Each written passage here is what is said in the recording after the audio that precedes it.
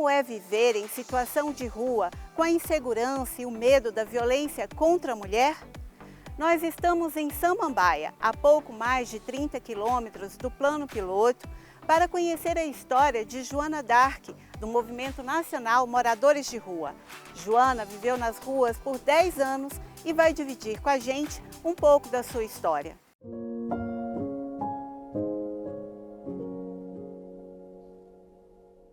Joana, conta pra gente um pouco da sua trajetória. Meu nome é Joana, sou Joana Dark, eu costumo dizer que eu nasci e cresci, sou Joana Dark, né? Eu nasci numa ocupação do Distrito Federal.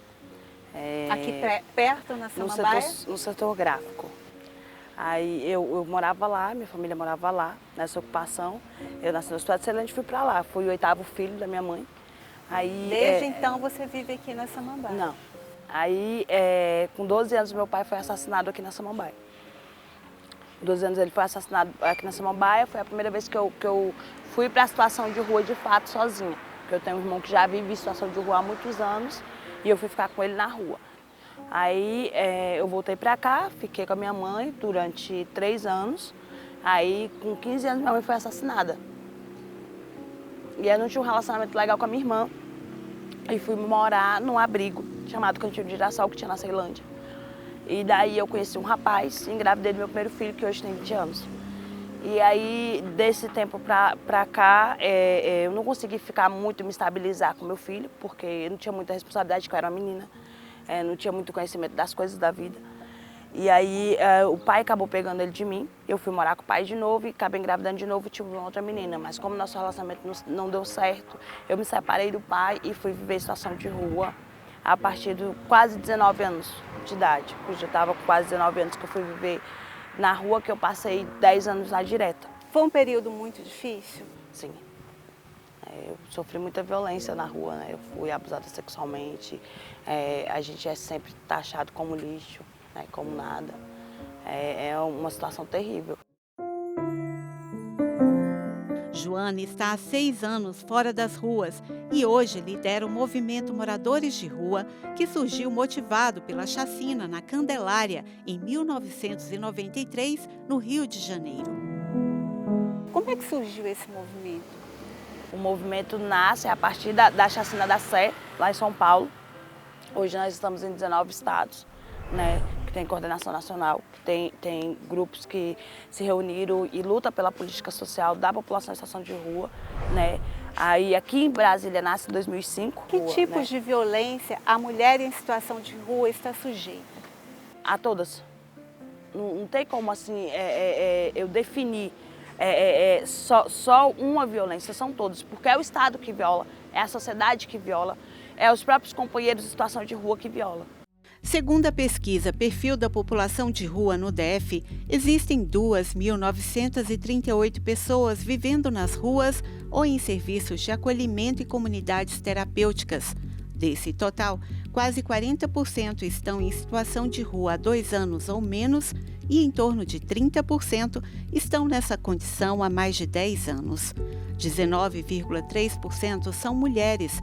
Foram encontradas ainda 244 crianças e adolescentes em situação de rua. 51,6% são meninas e 40,7% sentem medo ou insegurança de viver nas ruas. Então, a mulher em situação de rua, ela passa por todas as violências. Quando você fala em violência doméstica, você esquece, você exclui a mulher em situação de rua. Como é que uma mulher em situação de rua escuta que é sobre violência doméstica, ela vai querer fazer uma ocorrência que ela está apanhando de um agente do Estado, por exemplo, que isso acontece muito, né? Então tem que ter uma lei de proteção que, de fato, protege essas mulheres em situação de rua. Roberta dedica a vida à causa das mulheres, faz pesquisas e desenvolve projetos na área psicossocial da Defensoria Pública do DF. Para a prevenção da violência, entende que são necessárias políticas públicas específicas para as mulheres em situação de rua. Doutora Roberta, a mulher em situação de rua, ela está mesmo mais fragilizada? Com certeza, a mulher em situação de rua é bastante invisibilizada. por uma série de situações e de marcadores sociais das diferenças, né? Então, são mulheres que estão em situação de extrema vulnerabilidade, muitas vezes são mulheres que têm seus filhos retirados, né, da sua posse por uma extrema situação, às vezes, de pobreza. São mulheres que são negligenciadas por várias interseccionalidades, são mulheres que são abusadas constantemente na rua. O que pode ser feito, né, em curto prazo ou em médio prazo para proteger essas mulheres? Essas mulheres precisam, né, de políticas afirmativas que defendam e que possibilitem que os seus direitos sejam assegurados.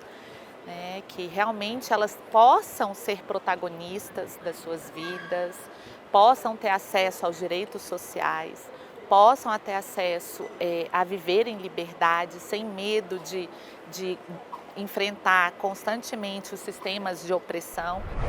O deputado distrital Max Maciel está em seu primeiro mandato. Foi o idealizador da audiência sobre violência contra a mulher em situação de rua e defende que o Estado precisa agir mais para proteger e acolher essas mulheres, para que elas saiam da invisibilidade.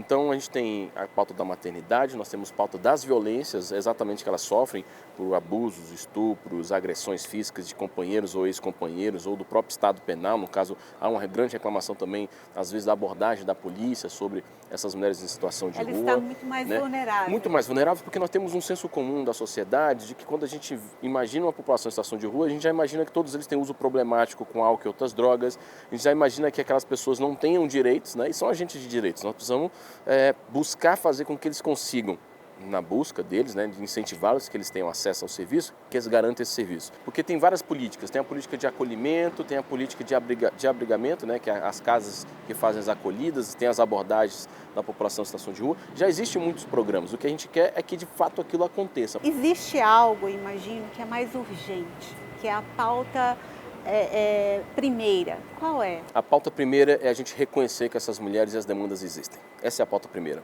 Essa pauta, ela quando é tratada, ela entra num bojo geral. Ela entra, mas existe a política das mulheres, existe a saúde para todo mundo, mas precisamos de um recorte específico para essas mulheres. Então a pauta emergencial elas existem e elas precisam estar no calendário da política pública, no orçamento, nas agendas.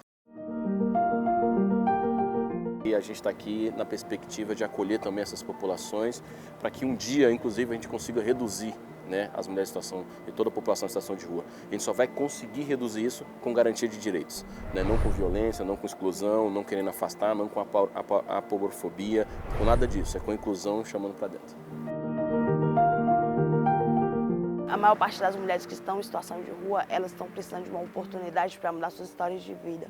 Então, assim, cabe a gente como sociedade olhar para o outro com um olhar diferente, né? Com um olhar humano, né? Se tiver mais humanidade, talvez a gente consiga mudar muitas realidades.